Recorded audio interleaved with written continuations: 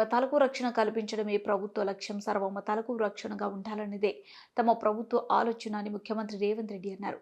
తెలంగాణ రాష్ట్ర ప్రభుత్వం ఆధ్వర్యంలో ఎల్బీ స్టేడియంలో క్రిస్మస్ వేడుకలు జరిగాయి. ఈ సందర్భంగా రేవంత్ రెడ్డి మాట్లాడారు. డిసెంబర్ నెల ఒక మిరాకిల్ మంత్. యేసు ప్రభు జన్మించిన నెల, సోనియా గాంధీ పుట్టిన నెల, తెలంగాణ రాష్ట్రం ఏర్పాటు ప్రక్రియ ప్రారంభించిన నెల. ఇది మాకు ఎంతో ముఖ్యమైన నెల. ప్రపంచంలో అత్యధికంగా జరుపుకునే పండుగ క్రిస్మస్. నిన్ను నువ్వు ప్రేమించుకున్నట్లే పొరుగు వారిని ప్రేమించాలని యేసు ప్రభు సందేశం అందించారు. విద్యా వైద్యం విషయంలో ప్రభుత్వాలతో పోటీపడే క్రిస్టియన్స్ కూడా పేదలకు విద్యా వైద్య సేవలు అందించారు. కొన్ని సందర్భాల్లో ప్రభుత్వం కంటే ఎక్కువ నాణ్యమైన సేవలు అందించి సమాజ నిర్మాణంలో వారు భాగస్వామ్యం అవుతున్నందుకు వారికి అభినందనలు. ఆరోగ్యం తెలంగాణ నిర్మాణంలో క్రిస్టియన్ సోదరుల పాత్ర ఎంతో ఉందని రేవంత్ రెడ్డి కొనియాడారు. పండుగ ఈరోజు ప్రపంచంలో అత్యధికంగా జరుపుకునే ఉత్సవం ఏదైతే ఉందో అది క్రిస్మస్ పండగ అని చెప్పి మనందరం కూడా గుర్తించవలసిన అవసరం ఉన్నది. ప్రభువు ఒకే మాట చెప్పిండు, నిన్ను నువ్వు ప్రేమించుకున్నట్టుగానే నీ పొరుగు వారిని కూడా ప్రేమించమని. ఇందులో సంపూర్ణమైన సందేశం ఉంది. మానవ సేవనే మాధవ సేవ అని ఏ విధంగా అయితే ఉన్నదో, సర్వజన సుఖినోభవంతు అనే సందేశం ఉన్నదో, ప్రభు ఇచ్చిన సందేశంలో నిన్ను ప్రేమించుకున్నట్టుగానే నీ పొరుగువారిని ప్రేమించు అనే సందేశంలో అన్ని అంశాలు సంక్షిప్తమై ఉన్నాయి. క్రిస్టియన్ సమాజము ముఖ్యంగా హెల్త్ అండ్ ఎడ్యుకేషన్, దేశ స్వతంత్రం వచ్చినప్పటి నుంచి ప్రభుత్వాలు ఎంత సేవను అందించినాయో విద్య విషయంలో, వైద్య విషయంలో ప్రభుత్వాలతో పోటీపడి క్రిస్టియన్ సంస్థలు కూడా ఈ దేశంలో పేదలకు విద్యను, వైద్యాన్ని అందుబాటులోకి తీసుకొచ్చి నిరంతరం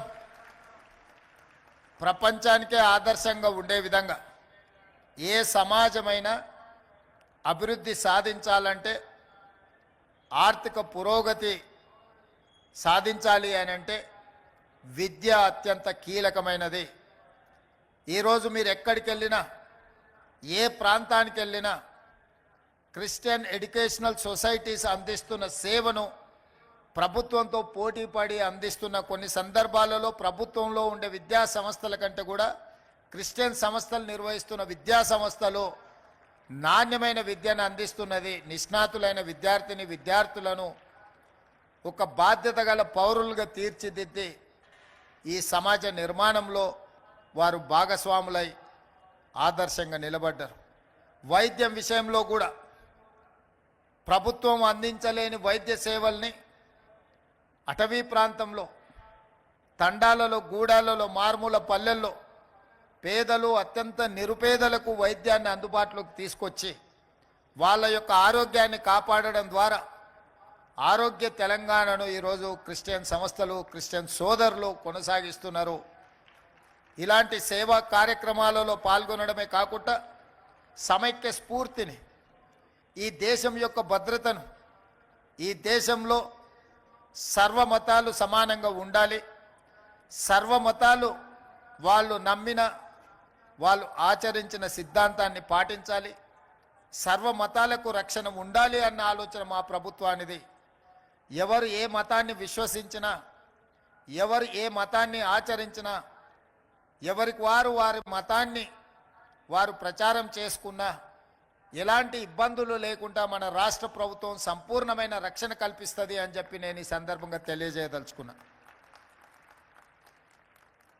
ఎవరు కూడా ఇంకొక మతానికో, ఇంకొక మతాన్ని ఆచరిస్తున్న వ్యక్తులకో, కుటుంబాలకో వ్యతిరేకంగానో, అభ్యంతరకరంగానో మాట్లాడడం తెలంగాణ రాష్ట్రంలో ప్రభుత్వము నిషేధించింది. ప్రభుత్వం అలాంటి చర్యలను సమర్థించదు.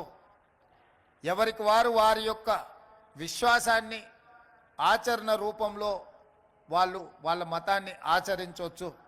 అందుకే ఈరోజు తెలంగాణ రాష్ట్ర ప్రభుత్వం ఈ క్రిస్మస్ పండుగను అధికారిక పండుగ తెలంగాణ రాష్ట్రం మొత్తం నిర్వహిస్తున్నది. ఇది మా ప్రభుత్వం బాధ్యత. మా ప్రభుత్వ ఏర్పాటు ప్రక్రియలో మీ అందరి సహకారం, చాలామంది మత పెద్దలు ఆశీర్వదించి, నేను ఆనాడు చాలా చర్చులకు చాలా విద్యా సంస్థలకు వెళ్ళి ప్రత్యేకంగా కలిసి వాళ్ళ నుంచి హామీనే కాదు ఆశీర్వాదం కూడా తీసుకొని ఎన్నికల ప్రక్రియలో పాల్గొన్నాను.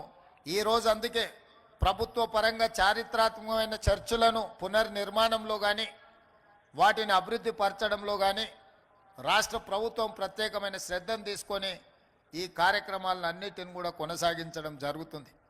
అదేవిధంగా ఈరోజు ప్రభుత్వం వైపు నుంచి మీకు స్పష్టమైన అంశాన్ని నేను ప్రస్తావించదలుచుకున్నాను. 100% తెలంగాణ రాష్ట్రంలో మీకు రక్షణ కల్పించబడుతుంది. దళిత క్రిస్టియన్ సోదరుల యొక్క అభివృద్ధి కోసం, సంక్షేమం కోసం ప్రత్యేకమైన కార్యక్రమాలను మన ప్రభుత్వం తీసుకుంటుంది. ఈరోజు పేదలకు 200 యూనిట్లు ఉచిత కరెంటుని ఇస్తున్నామంటే నిజమైన నిరుపేదలకు, పేదవాళ్ళకి ప్రభుత్వం ఈ పథకాన్ని అందుబాటులోకి తీసుకొచ్చిందంటే మా క్రిస్టియన్ సోదరులకు అత్యధికంగా ఇది ఉపయోగపడుతుంది. అదేవిధంగా 500 రూపాయలకి ఈరోజు సిలిండర్ ఇస్తున్నాము అంటే మా నిరుపేదలకు, ముఖ్యంగా మా దళిత క్రిస్టియన్ సోదరులకు, మా గిరిజన క్రిస్టియన్ సోదరులకు, పేదలకు అందరికీ కూడా ఈ పథకం ఉపయోగపడుతుంది. ఈరోజు ఫీజు రియంబర్స్మెంట్ కావచ్చు, లేదా ప్రభుత్వ నియామకాలను, రిజర్వేషన్లను అమలు చేసి ఈరోజు 55,000 ప్రభుత్వ ఉద్యోగ నియామకాలు చేపట్టినమంటే ఎంతోమంది మా మిత్రులకు ఇది ప్రయోజనం చేకూర్చింది. అదేవిధంగా రాష్ట్ర ప్రభుత్వం ఇంకా సంక్షేమ పథకాలను తొందరలోనే ఇందిరమ్మ ఇండ్లను పొంగులేటి శ్రీనివాసరెడ్డి గారు ఈ వేదిక మీద ఉన్నారు. సంక్రాంతి తర్వాత ప్రతి పేదవాడికి ఇల్లుని ఇవ్వాలి అన్న ఆలోచన, ముఖ్యంగా ఇందిరమ్మ ఇండ్ల పంపకాలలో నిరుపేదలైన దళితులు, అదేవిధంగా దళిత క్రిస్టియన్స్కి అత్యధికంగా లబ్ధి చేకూర్చే కార్యక్రమం, ప్రతి పేదవాడికి 5 లక్షల రూపాయలు ఇల్లు కట్టుకోవడానికి మన ప్రభుత్వం ఉచితంగా ఈ పథకాన్ని అమలు చేస్తుంది.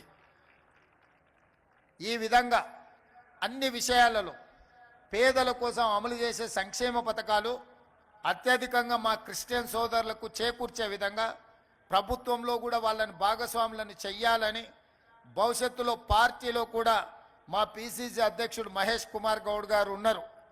వారికి ముఖ్యమంత్రిగా, కాంగ్రెస్ పార్టీ అధ్యక్షుడికి నా విజ్ఞప్తి, మీరు ఏర్పాటు చేయబోయే పిసిసి కార్యవర్గంలో ఖచ్చితంగా క్రిస్టియన్ సమాజానికి సముచితమైన స్థానాన్ని, హోదాలను కల్పించి పార్టీలో వాళ్ళ భాగస్వామ్యము, వాళ్ళ కోట, వాళ్ళ హక్కు వాళ్ళ కోసం కేటాయించాలి. వాళ్ళు అడిగినా అడగకపోయినా అది మీ బాధ్యత, నా బాధ్యత.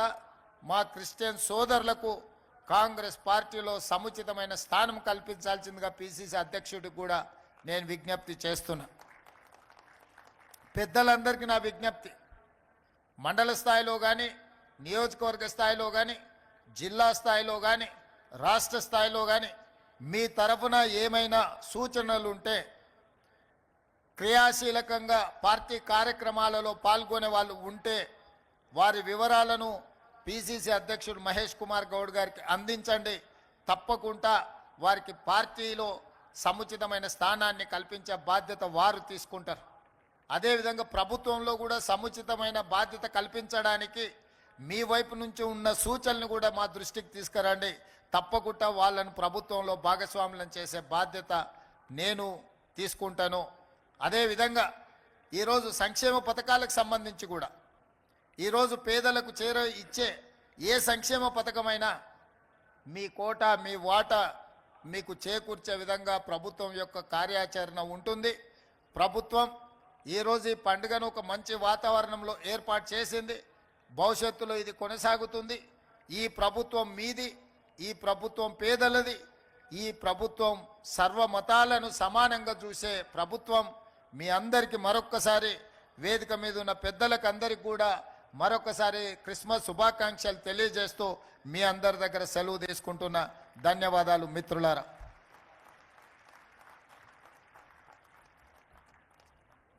Thank you so much, sir, for your wonderful speech and wonderful message. And then, Ati Bharosa,